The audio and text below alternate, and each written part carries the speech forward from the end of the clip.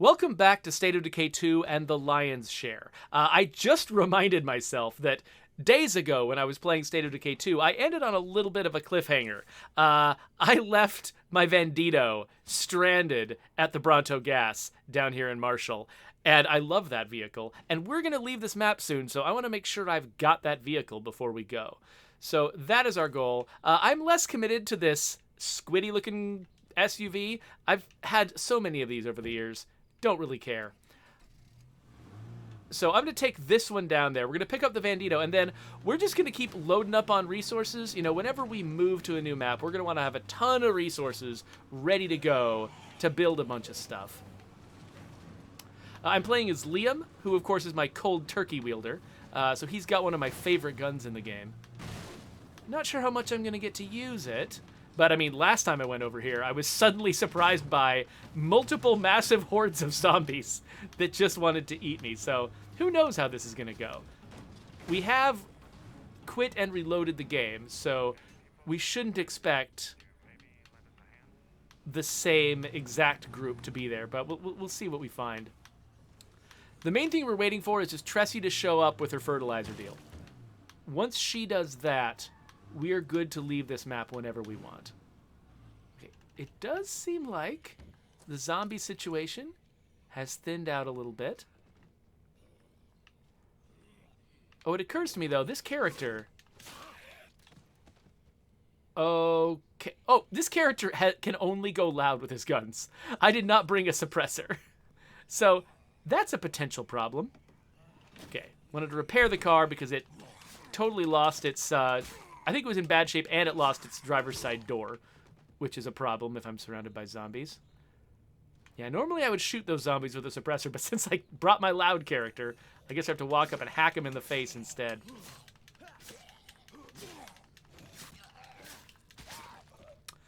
Ranithcord wants to know if I think I'm likely to switch maps this weekend or Monday. Basically, I plan to switch maps whenever Tressie shows up. And so that might even be today, depending on how things go, or it could be later on. I'm really not sure. Because I have the official State of Decay 2 stream on Monday, I might not be streaming to my own channel. Kind of depends on how much work I've got to do that day. I could do a lunch break stream on Monday in advance, or maybe I won't. I don't know. Oh, another thing I have to worry about is actually there's a significant amount of preparation that I need to do for the official State of Decay stream on Monday. And so my Monday might be occupied with that. We'll have to see. Oh, I'm traveling in absolutely the wrong direction. And I just saw a bloater marked on there it is. A bloater marked on my map. When I say wrong direction, that suggests that I know where I'm going. Where I'm going is over here. I wanted to pick up some materials, again, because I'll be building a new base, claiming all new outposts whenever I get to a new map. And so we're going to want to have materials for that.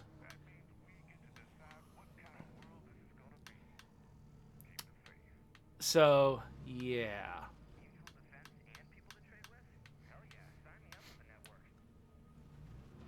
Fringe Cheese asks, am I ready for all of the Move to the Valley radio calls? That's a very good question. So, I'm trying to remember now. I know that at least at some point I considered turning those off. Now that we have... Ah, screamers, hello. Nope, stop it. Oh, summoning bloaters, aren't they? There are so many of you. There are 3 entire screamers of you. Okay. Well, at least they won't be screaming anymore, though there are a lot of them now. A lot of their friends, anyway. Oh, there's the bloater. Yeah, and unfortunately... Oh, there's like all of the bloaters. All the screamers screamed, and each of them summoned a bloater. Okay, this is a problem for me. Because I don't have any quiet guns. So I might have to either just accept the fact that this is going to be loud, or, you know what, I'm going with the first option.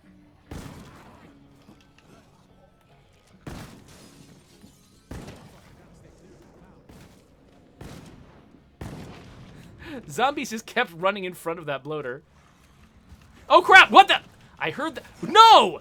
No, not several of you. Stop it. Stop it. Nope, nope, nope, nope. Okay, hold on. Okay, let's zoom out a little bit here. Okay, I'm just going to be attracting more zombies this way, but I kind of don't care. Come on. Oh, I need to get your heads in the cross. They're very good at, like, keeping their heads out of my crosshairs.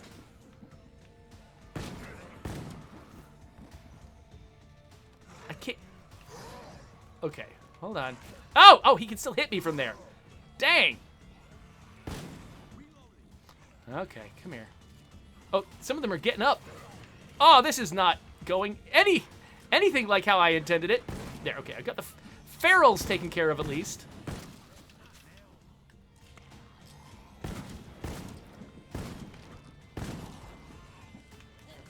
Okay, all I'm doing is attracting more zombies while I shoot a few of them. So, we're gonna take care of that guy. The whole reason I got the gun out was to take care of that guy. And then I think what we need to do is not let more bloaters show up, and then let's pick a different destination. Let's not be here at all.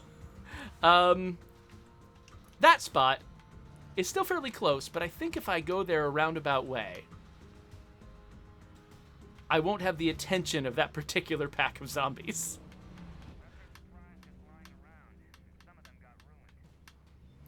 Oh no, we're ruining supplies. That's fine. We'll be losing supplies at a very low rate while also gaining supplies, hopefully. And then we'll get out of here. We'll use them all for good stuff.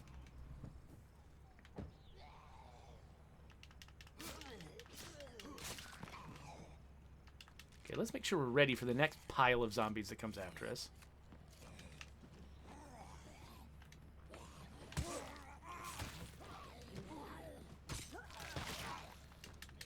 I don't actually know what this character's skills are. Endurance. Okay, yeah, so he doesn't have any fancy combat moves. Since my cold turkey's about to break, let's switch over to our 1911. Oh, this is our automatic 1911. This guy is just here to... He's just here to make noise. That's all he's here to do. Oh, hey, Coalition. Thanks for joining me. Actually, I should probably... If I feel fairly safe in this shed, I should probably catch up with the chat while I'm in here. Oh, pipe bomb. Whatever. No, I'd like to close the door. Close the door. There we go. Not going to fast search. Don't want to attract any attention here. So, Le Coalition says, have you tried to destroy a plague heart with the bouncing Boris yet? If you haven't, do it. I guarantee that you will regret it. Okay, well, that's a ringing endorsement, Coalition. I'm not sure if I really want to do that or not. But I should say hi to some other folks who have joined us, like Carmine, like Plague Bag, like Wrath of Vaden, Senior Sausage. Good to see all you folks. No One Mai have already said hi to you? I'm not sure. Ooh, No One Mai has just started to play Dying Light 2. Has that unlocked yet? I pre-ordered it and downloaded it. I didn't know if it had unlocked yet. I was planning on playing that tomorrow. Maybe I might even play it a little bit on my own tonight and then like try to get into it after the tutorial tomorrow sometime. So, but yeah, I'm eager to play that game. I really want to see what they're doing. Oh, the tank showed up too, and Paul Long. Good to see you. All right. Anyway, let me try to catch up with all of this chat stuff.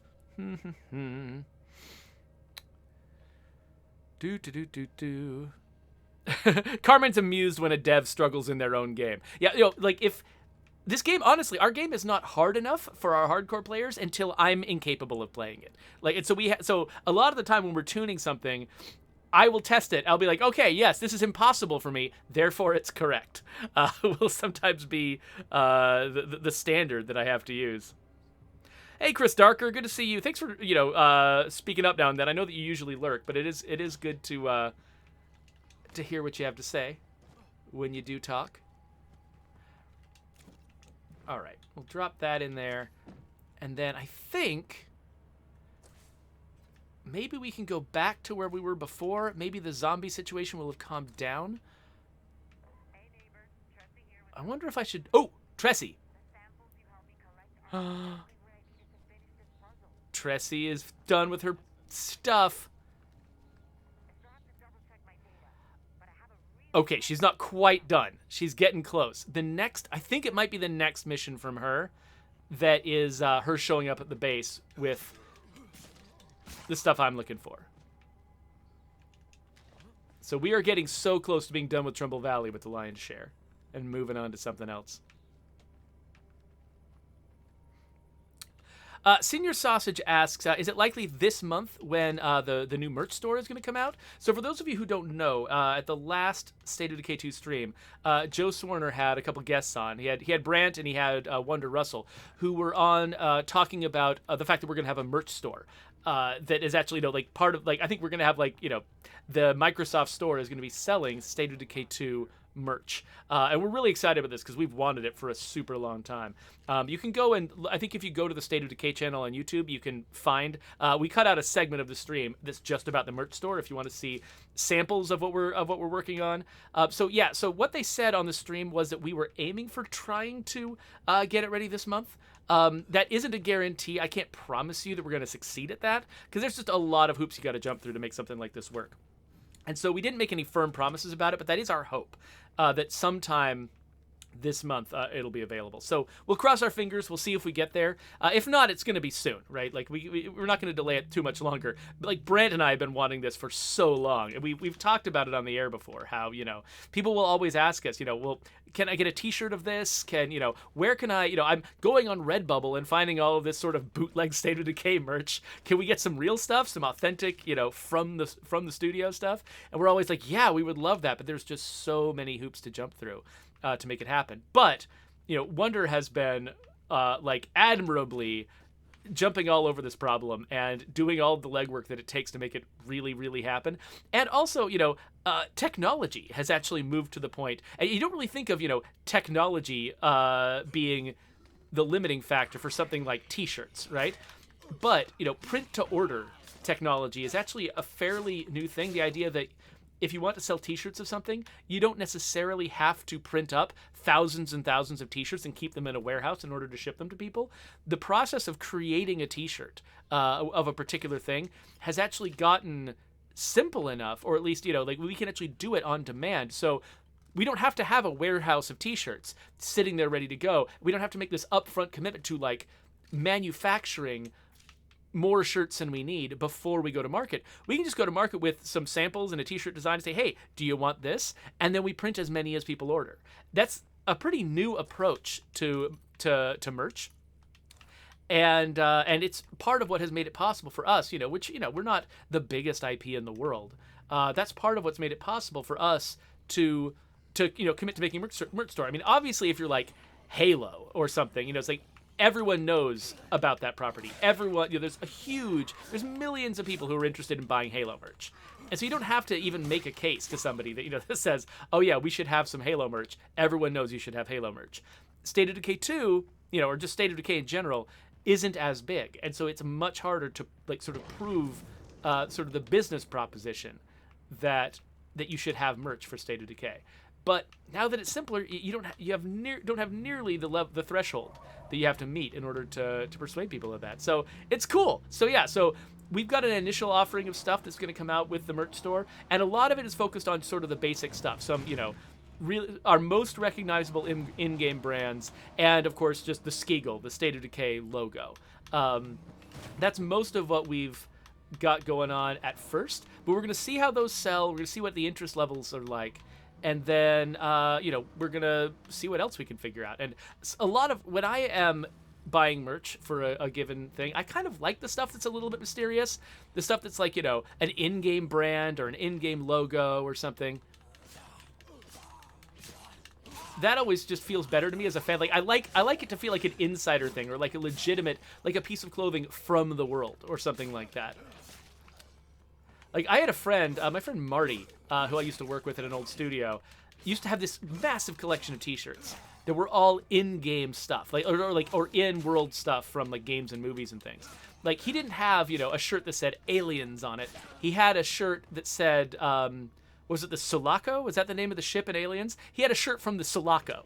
And so you had to be an Aliens lover to understand what his shirt was. But yeah, so similarly, we got our Bronto Gas shirt, and we've got our, our what's it called, Fork in the Road Diner like mug and stuff like that. That if you know, then you know, and if you don't know, it just looks like a neat mug. And either way, it's cool. So when you run into somebody who recognizes it, then you know you both love the same game, and it's kind of a fun feeling. Oh, interesting. So La Coalición says that that in the public test realm, at least in Spanish, they and their audience are seeing that some of the notifications surrounding infestations, they're not showing the proper text. They're only showing like a text reference, basically. It's just like weird code. So that is a good note. I could mention that. I'm betting.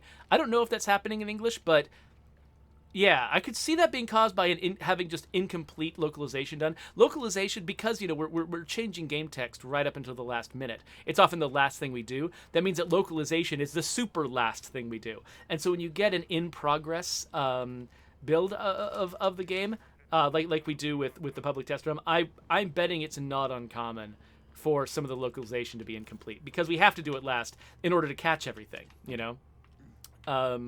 So I wouldn't be surprised if it's just like, oh, yep, we haven't done that yet. But I also wouldn't be surprised if it's a genuine bug. Okay, wait a minute. I thought I'd gotten everything from here. Did I miss a container? It's oh, you can get on the roof of this one. Okay, let's get on the roof. Smash. I've still got a little space in my inventory. We'll go scavenging a little more.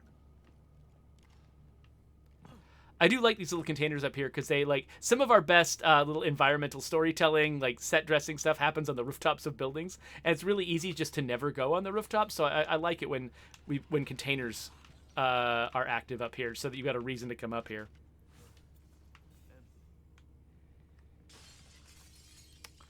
Okay, let's see. Oh yeah, so I'm trying to glance back at the chat and see what I missed. So yeah, there's a lot of enthusiasm for the merch store, and so like that's really good to hear.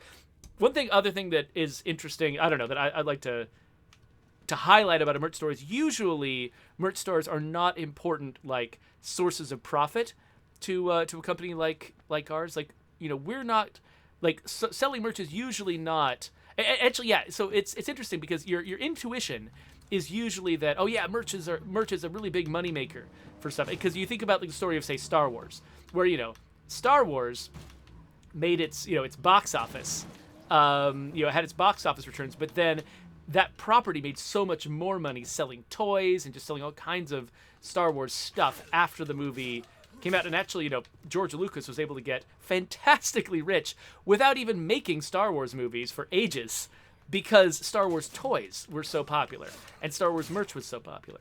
And I think that is often true of movies, because movies have this very narrow window where they make money, and then they stop making money. And if you want to keep making money on them, you have to sell something else. Games are different, especially games that a lot of people play on a subscription service like State of Decay 2, where it's like a lot of people play it on Game Pass. That is one way that Microsoft is making money on the game. And there's a lot of other games games that sort of are supported long term. A lot of them have some way that they're actually making money on an ongoing basis. And people tend to expect that they're gonna. Ooh, Tressie showed up! Yay! People tend to expect that they're gonna play a game for a long time, make it a hobby, make it a part of their life. Whereas a movie is something you usually watch once, and if you rewatch it, that's actually a weird special case. It's really unusual to find a movie that you want to watch multiple times. And so for games, a lot of the time when you're selling game merch, it's not filling the same role as like Star Wars merch, where this is how you're going to make money on the property now that everyone's done spending money on the game. Instead, usually what it is, it's more about brand awareness. It's more like marketing money.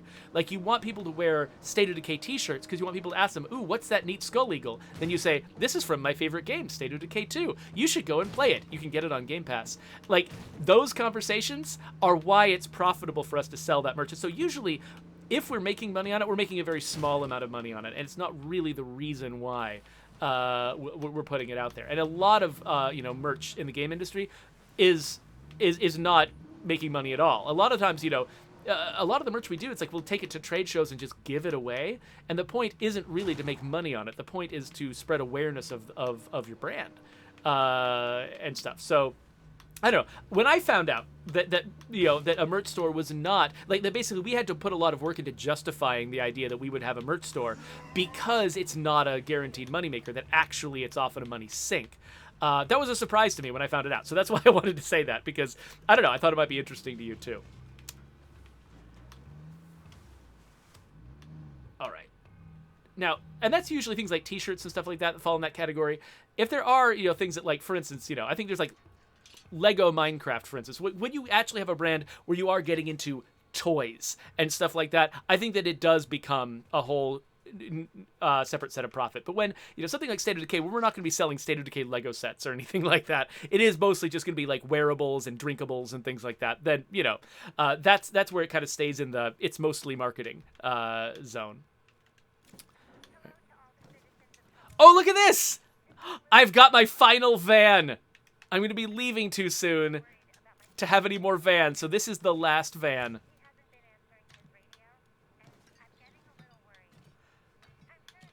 So we'll drop everything in the supply locker.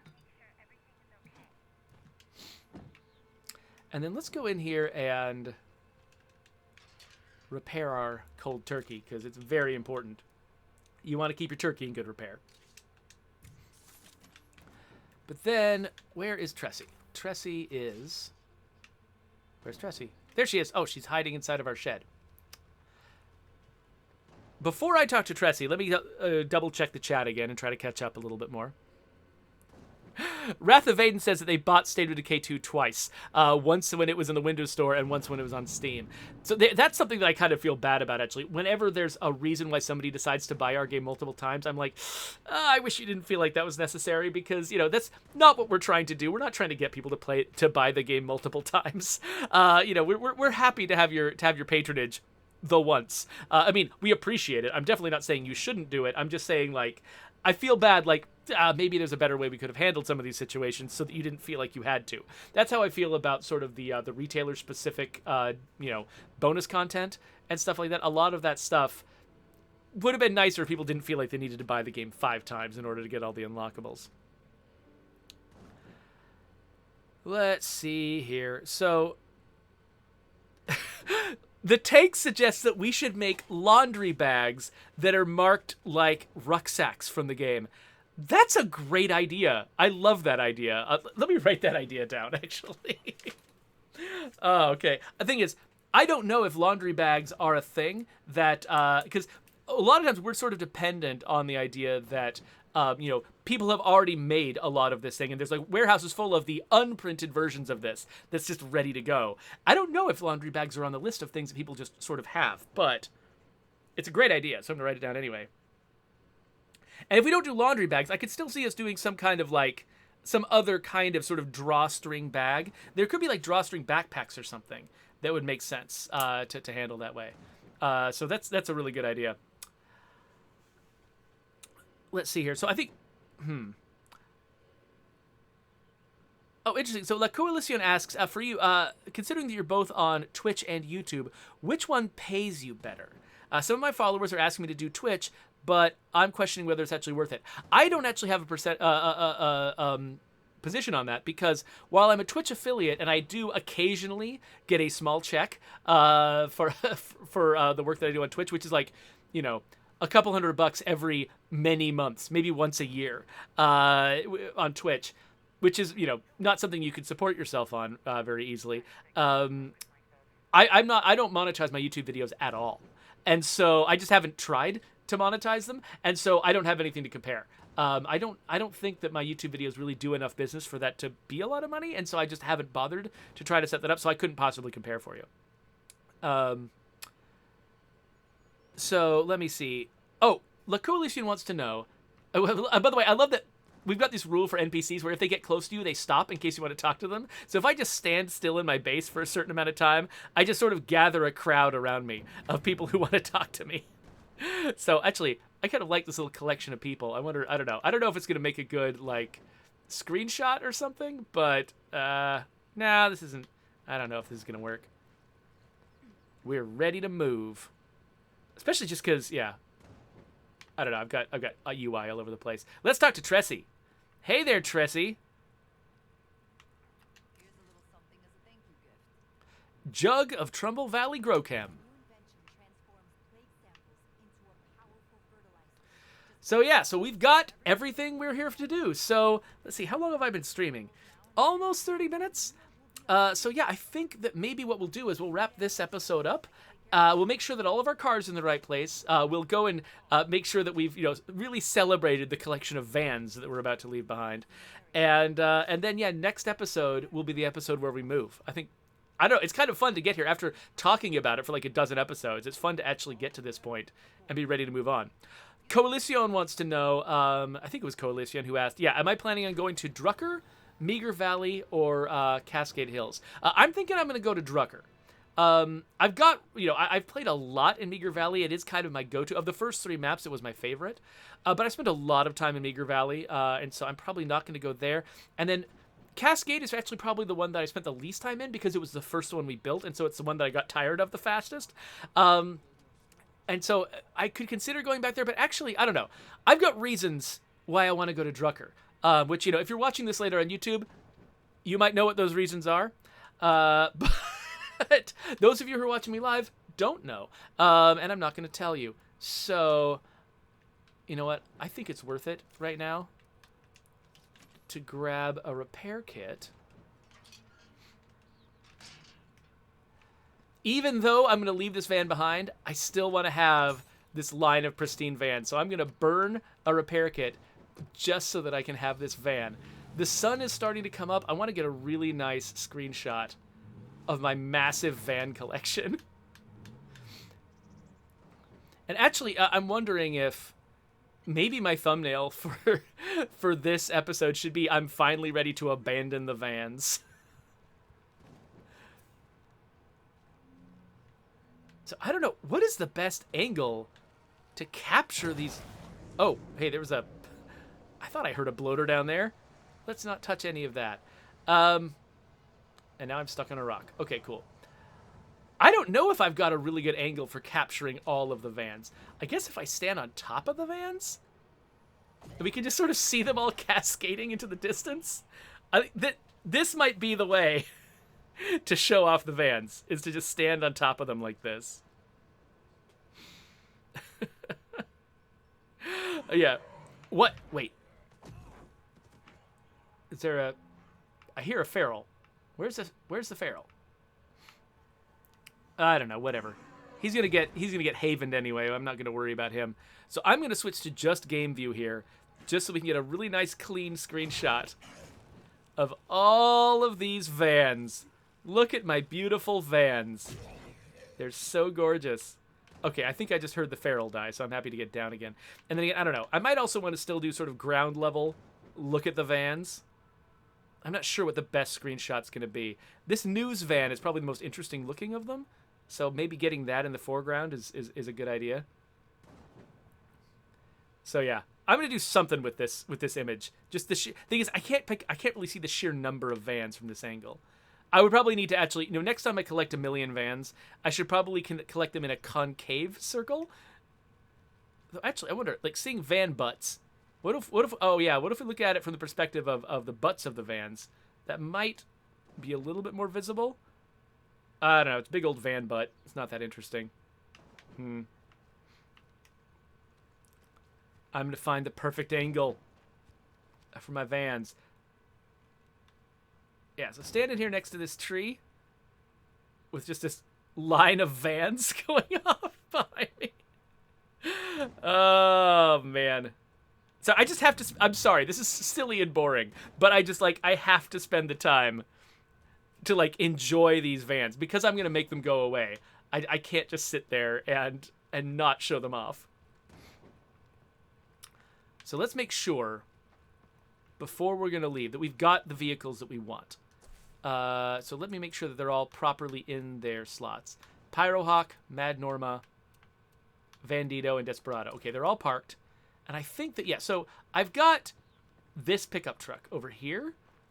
This kind of rare and special, but is it better than these ones? Is it better than the Vandito? Is it better than... I mean, this is, This is not the most exciting Jeep, actually, in the world. There are fancier Jeeps. But at the same time, I mean, I could upgrade this one, and it could be a really good... I'm going to Drucker. I need a Jeep if I'm going to Drucker.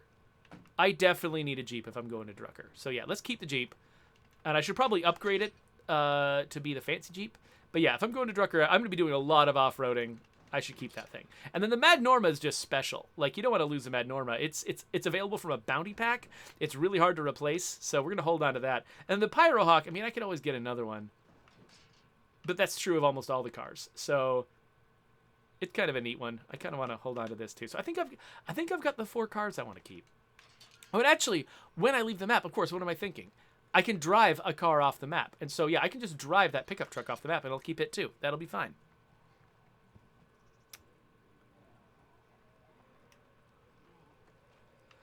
Okay.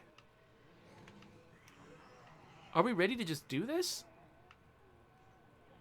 I think we might be. I mean, I want to do it at the beginning of the next episode, so I guess what we're probably going to do is... No, stop. Get on the car and stay on the car. Oh, here's another angle I hadn't considered. A little further away, looking at all the vans.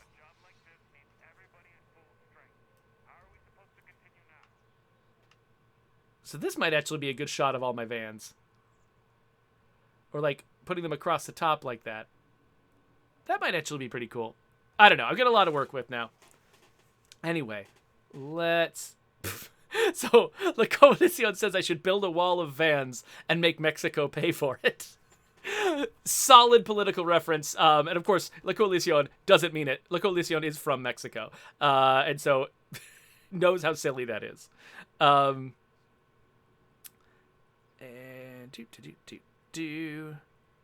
just making sure I'm not missing anything critical from the chat here. So Cogs wants to know about secret stuff we haven't talked about yet. So I'm not answering you, Cogs. Sorry. And yeah, okay, I think I'm mostly caught up with the chat. So I think it's time to wrap up this episode. So thanks for hanging out with me, everybody. Those of you who are watching me live, we are going to stick around because we're going to make another episode right now about moving to Drucker County. So let's put an end screen up, a subscribe button. That's the episode we're about to make right there. So click that if you're on YouTube. We can join each other in Drucker County.